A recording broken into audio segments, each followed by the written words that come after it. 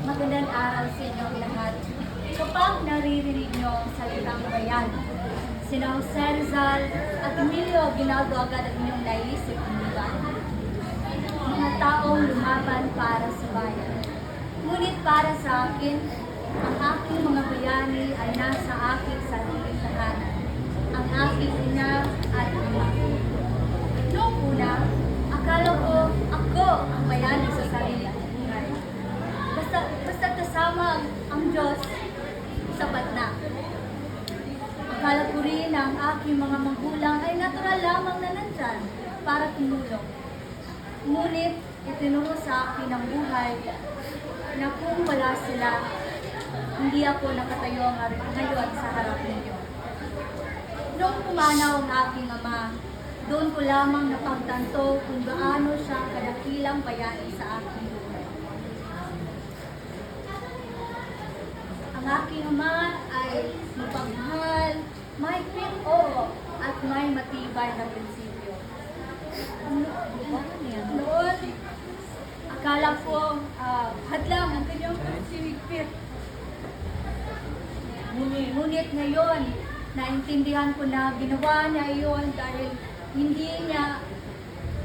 ginawa niya iyon upang hindi namin maranasan ang mga paghirap na pinagdaanan niya.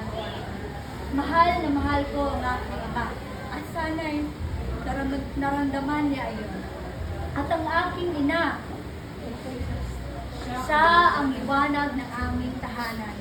Kahit siya ay may cancer, patuloy pa rin siyang lumalaban para sa aming pamilya dito sa Tuguran. Ginagawa niya ito dahil nais niyang ihanda kami. Nais niyang kapag dumating ang panahon na wala na siya,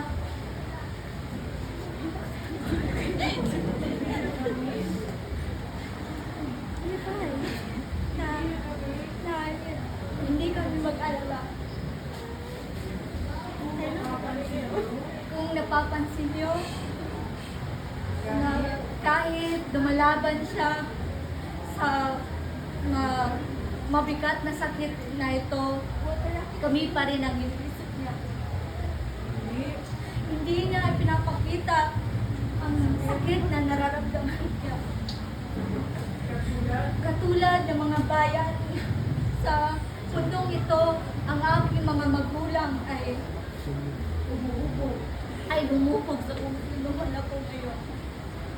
Ang aking ina at ama ay sila ang aking mga modernong yan. Maraming salamat.